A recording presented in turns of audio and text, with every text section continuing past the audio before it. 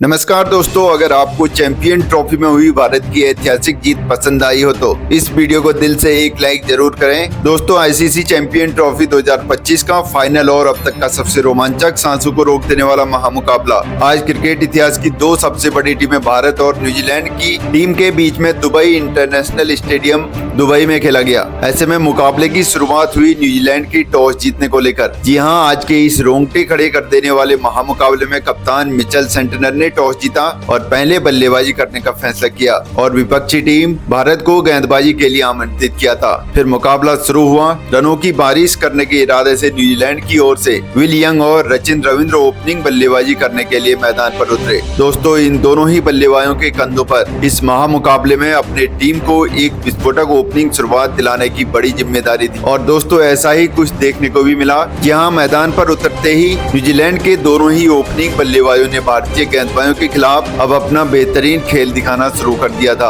और शानदार बल्लेबाजी करते हुए मैदान पर बड़े शॉट्स जड़ना शुरू कर दिया और महज 7 ओवर में ही टीम को 50 रनों के पार पहुंचा दिया। दोस्तों, इस फाइनल मुकाबले में न्यूजीलैंड के ओपनिंग बल्लेबाज सचिन रविंद्र कुछ अलग ही अंदाज में आज मैदान पर नजर आ रहे थे। जी हाँ, क्योंकि हर ओवर में उनके बल्ले से कभी चौका तो कभी आसमानी देखने को मिल रहा था, जिस कारण काफी तेज गति से न्यूजीलैंड की टीम आगे बढ़ रही थी। लेकिन दोस्तों, तभी मैच का 8वां ओवर लेकर के आए जादुई स्पिनर गेंदबाज वरुण चक्रवर्ती ने कमाल कर डाला और रविंद्र का साथ निभाने वाले विल यंग को एलबीडब्ल्यू आउट करते हुए न्यूजीलैंड को पहला झटका दे दिया। आपको बता दें, विल यंग 15 रन की पारी खेल करके आउट हुए। वहीं दोस्तों, विल यंग के आउट होने के बाद आज बेहतरीन बल्लेबाजी कर रहे सचिन रविंद्र भी इसके बाद ज्यादा वक्त तक भारतीय गेंदबाजों का सामना नहीं कर पाए और 2 ओवर बाद ही कुलदीप यादव की घूमती हुई गेंद का शिकार होते हुए सीधा क्लीन बोल्ड होते हुए अपना कीमती विकेट गवा बैठे। आपको बता दें, सचिन रविंद्र इस फाइनल मुकाबले में 37 रन बना करके आउट हुए। लेकिन दोस्तों, असली मजा तो मैच के 13वें ओवर में आया, जहां पर एक बार फिर से गेंदबाजी करने के लिए कुलदीप यादव ने अपना जादू बिखेरते हुए और ओवर की दूसरी ही गेंद पर मैदान पर उतरे नए बल्लेबाज केन विलियमसन को कॉटन बोल्ड करते हुए न्यूजीलैंड को इस मुकाबले का सबसे बड़ा झटका दे दिया।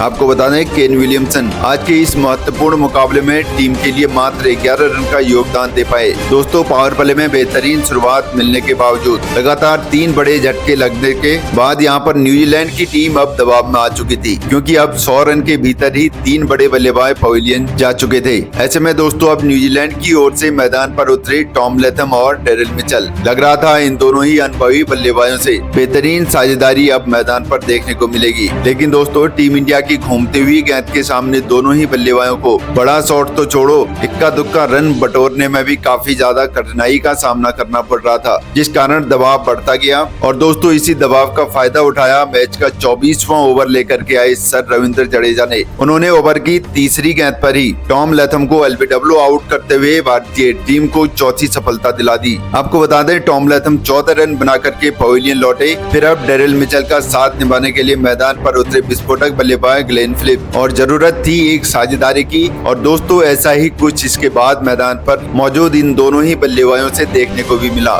यहाँ भले ही धीमी गति से, लेकिन इसके बाद इन दोनों ही खिलाड़ियों ने भारतीय गेंदबाजों का सूझबूझ के साथ सामना किया और एक बार फिर से न्यूजीलैंड का स्कोरबोर्ड आगे बढ़ाना शुरू कर दिया था और कुछ ही देर बाद टीम को 150 रनों के पार भी पहुंचा दिया। दोस्तों, एक वक्त पूरी तरीके से दलदल में पहुंच चुकी थी न्यूजीलैंड की तरफ से। अब एक बेहतरीन साझेदारी मैदान पर पनपती हुई नजर आ रही थी और अब सेट होने के चलते बीच बीच में दोनों ही बल्लेबाजों से जोरदार चौके भी दुबई के इस मैदान पर देखने को मिल रहे थे, जिस कारण देखते ही इस जोड़ी ने 50 से अधिक रन की साझेदारी भी निभा डाली। दोस्तों, ग्लेन फिलिप्स और डेरिल मिचेल बेहतरीन तरीके से अब टीम को आगे ले जा रहे थे। लेकिन तभी मैच का 38वां ओवर लेकर के आए वरुण चक्रवर्ती ने इस जोड़ी को तोड़ दिया। जी हाँ, और ओवर की 5वीं गेंद पर ग्लेन फिलिप्स को सीधा क्लीन बोल्ड करते हुए न्यूजीलैंड को 5वां झटका दे दिया। आपको बता दें, ग्लेन फिलिप्स ने 34 रन की पारी खेली। दोस्तों, रोहित की कप्तानी और भारत की करिश्माई गेंदबाजी के मायाजाल में न्यूजीलैंड की टीम पूरी तरीके से फंसती हुई जा रही थी, क्योंकि अब आधा बल्लेबाजी क्रम न्यूजीलैंड का पवेलियन की राह पकड़ चुका था।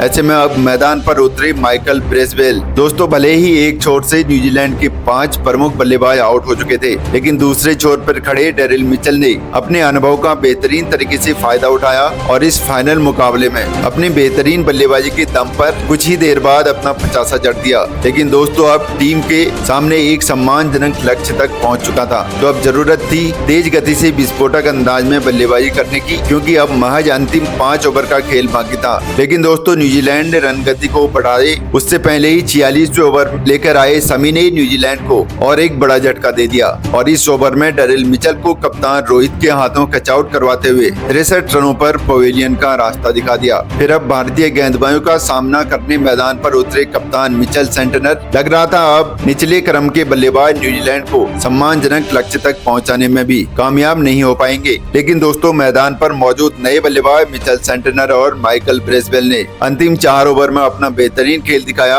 और ताबड़तोड़ अंदाज में बल्लेबाजी करते हुए रनों की बरसात कर डाली और न्यूजीलैंड को 250 रनों के पार पहुंचाते हुए यह महामुकाबला जीतने के लिए भारतीय टीम के सामने 152 रनों का विशाल लक्ष्य खड़ा कर दिया। ऐसे में दोस्तों इसके बाद न्यूजीलैंड से मिले 252 रनों के लक्ष्य का पीछा करने भारत की ओर से कप्तान रोहित शर्मा और सुमन गिल बल्लेबाजी करने के लिए मैदान पर उतरे। दोस्तों न्यूजीलैंड से मिला हुआ लक्ष्य ज्यादा बड़ा भी नहीं था, लेकिन ऐसे में दोनों ही बल्लेबाजों पर विस्फोटक अंदाज में शुरुआत दिलाने की बड़ी जिम्मेदारी थी और दोस्तों ऐसा ही कुछ देखने को भी मिला, जहां खास करके कप्तान रोहित शर्मा के बल्ले से जिन्होंने आते ही न्यूजीलैंड के गेंदबाजों पर दबाव बनाना यहां पर शुरू कर दिया था और विस्फोटक अंदाज में चौके जड़ते हुए अपनी पारी का आगाज कर डाला। दोस्तों रोहित का कुछ अलग ही अंदाज आज लक्ष्य का पीछा करते हुए न्यूजीलैंड के खिलाफ देखने को मिल रहा था, क्योंकि हर ओवर में कप्तान रोहित कभी चौका तो कभी आसमानी जड़ते हुए गेंद को सीमा रेखा के पार पहुंचा रहे थे, जिस कारण पूरा स्टेडियम अब भारत के नाम से गूंज रहा था।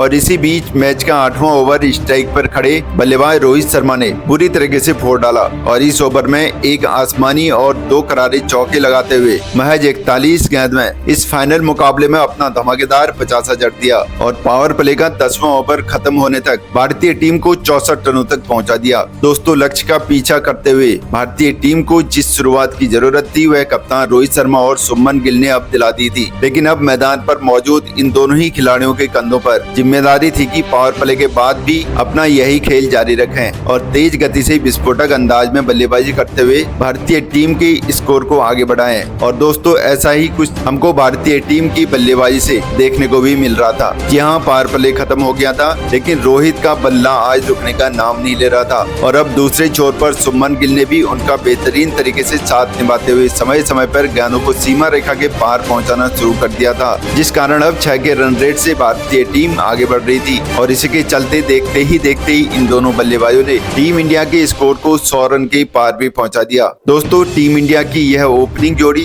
काफी बेहतरीन तरीके से भारतीय टीम को लक्ष्य की ओर ले जा रही थी, लेकिन तभी मैच का 19वां ओवर लेकर के आए मिचेल सेंटनर ने इस जोड़ी को तोड़ दिया और ओवर की चौथी गेंद पर सुमन गिल को ग्लेन फिलिप्स के हाथों कैच आउट करवाते हुए 31 रन पर पवेलियन का रास्ता दिखा दिया। इसके बाद 3 नंबर पर बल्लेबाजी करने मैदान पर उतरे टीम इंडिया के किंग विराट कोहली। लेकिन दोस्तों इस फाइनल मुकाबले में विराट कोहली टीम के लिए कुछ खास योगदान नहीं दे पाए और 1 ओवर बाद ही माइकल ब्रेसवेल की गेंद पर एलबीडब्ल्यू आउट होते हुए अपना विकेट गवा बैठे। आपको बता दें किंग विराट कोहली आज मात्र 1 ही रन बना सके। ऐसे में दोस्तों लगातार 2 बड़े झटके लग जाने के बाद अब कप्तान रोहित शर्मा का साथ निभाने के लिए मैदान पर उतरे श्रेयस अय्यर। फिर यहाँ से कप्तान रोहित शर्मा और अय्यर के बीच में कुछ देर तक तो बेहतरीन साझेदारी देखने को मिली, लेकिन मैच के 27वें ओवर में टीम के लिए बहुमूल्य पारी खेल रहे रोहित भी अपना धैर्य खो बैठे और आगे बढ़ करके गेंद को सीमा रेखा के पार पहुंचाने के चक्कर में स्टंप आउट होते हुए टीम इंडिया को मझधार में कप्तान रोहित शर्मा 76 रन की पारी खेल करके आउट हुए। दोस्तों 3 बड़े बल्लेबाज गंवाने के चलते टीम इंडिया अब दबाव में आ चुकी थी। ऐसे में अब जरूरत थी एक साझेदारी की और ऐसा ही कुछ इसके बाद मैदान पर मौजूद श्रेयस अय्यर और अक्षर पटेल के बल्ले से देखने को मिला,